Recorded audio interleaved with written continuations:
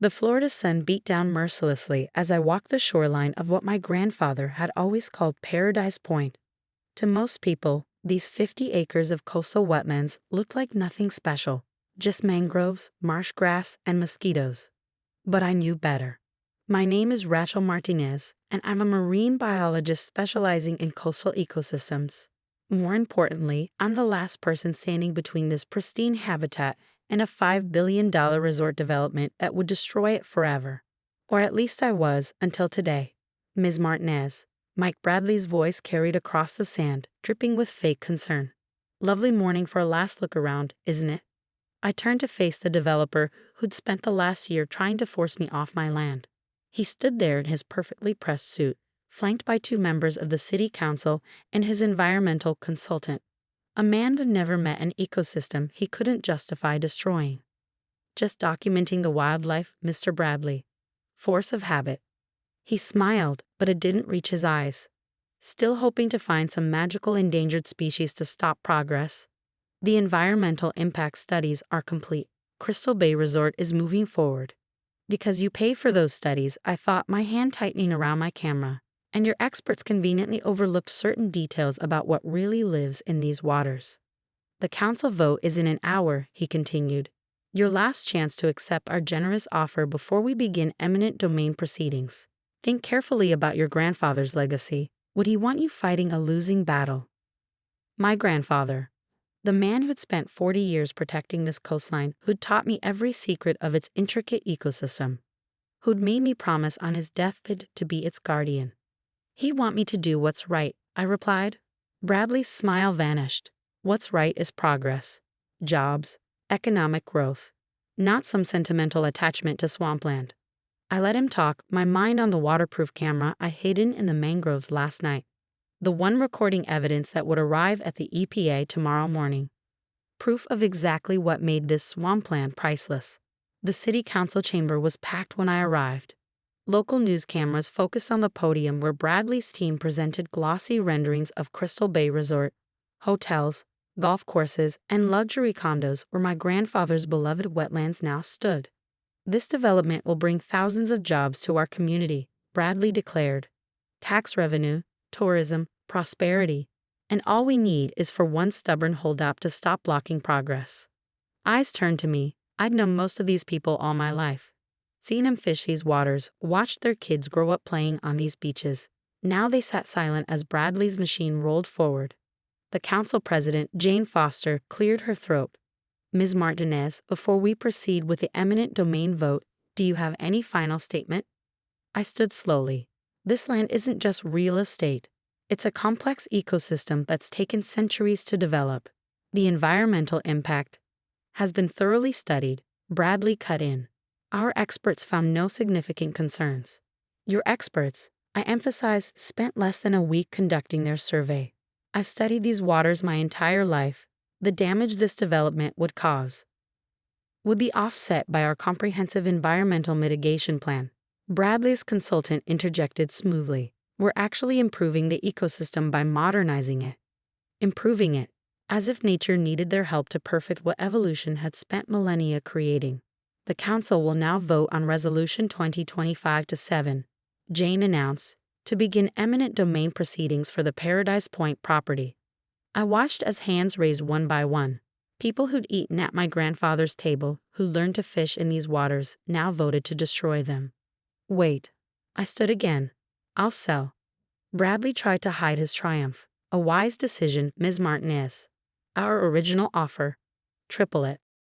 His eyes narrowed. That's not. Triple it or I walk out and you spend the next year in eminent domain hearings while I appeal every decision. Your choice. He did the math quickly. A year of delays would cost far more than my asking price. Done. We'll draw up the papers immediately. I signed the documents an hour later, my hands steady despite the rage in my heart.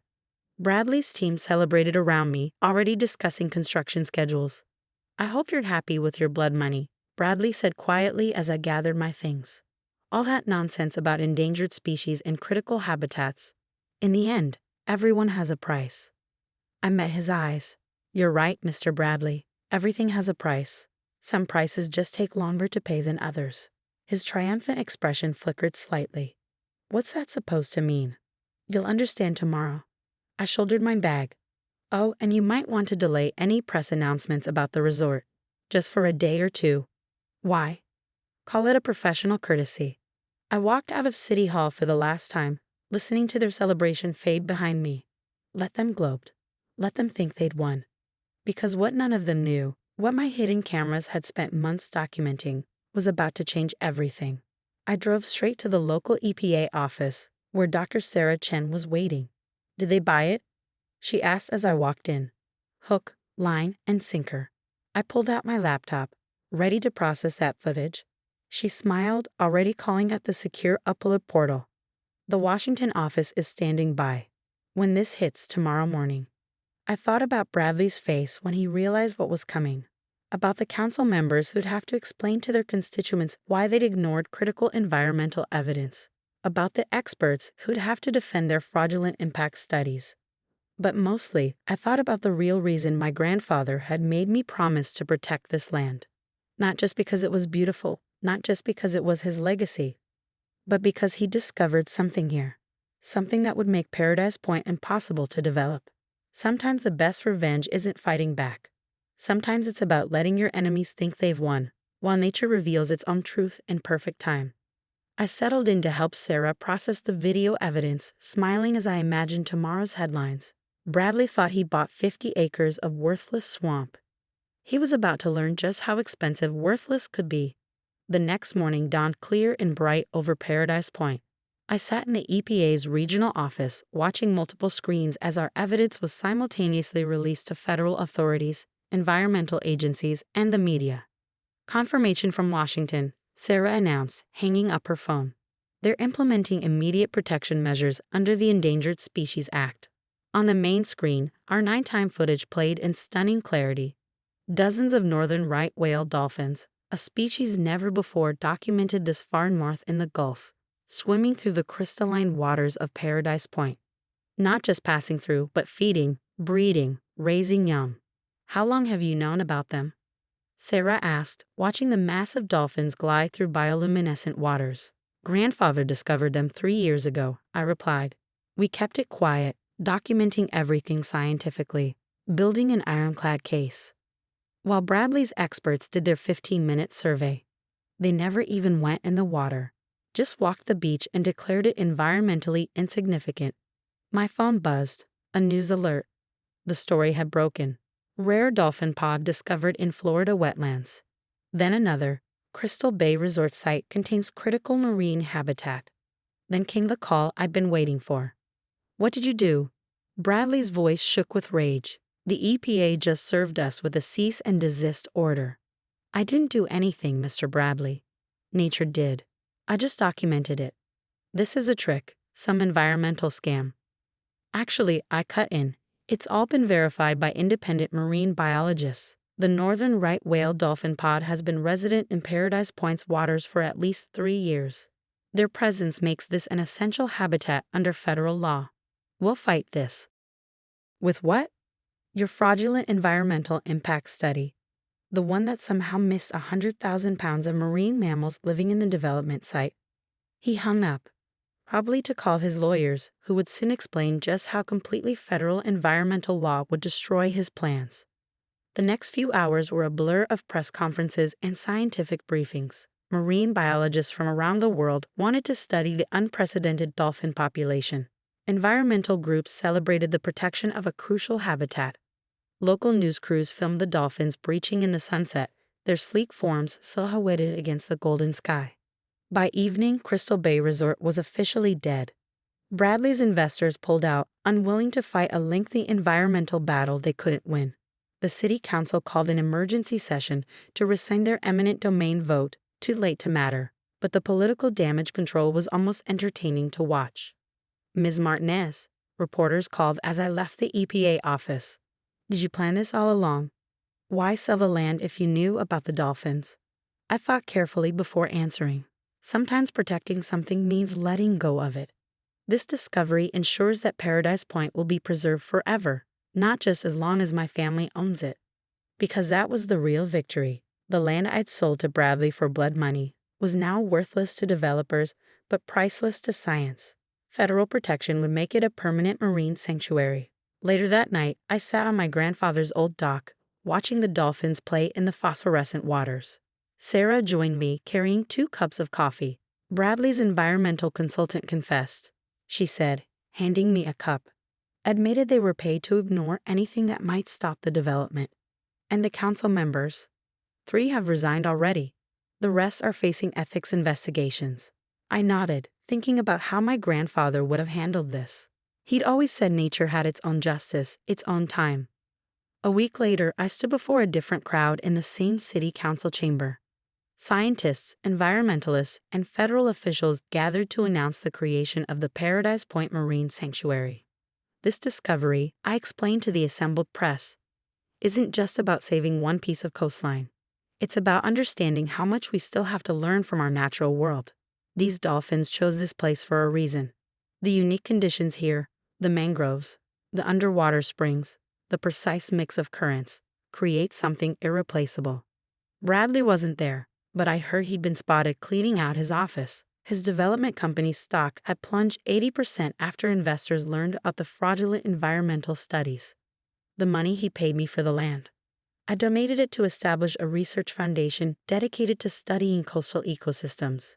The first grant went to a young marine biology student whose grandfather had taught her to love the sea. 1 year later, Paradise Point had transformed, not into hotels and golf courses, but into a living laboratory. Research stations dotted the coastline, each designed to minimize impact on the environment. Scientists from around the world came to study not just the dolphins, but the entire ecosystem that supported them.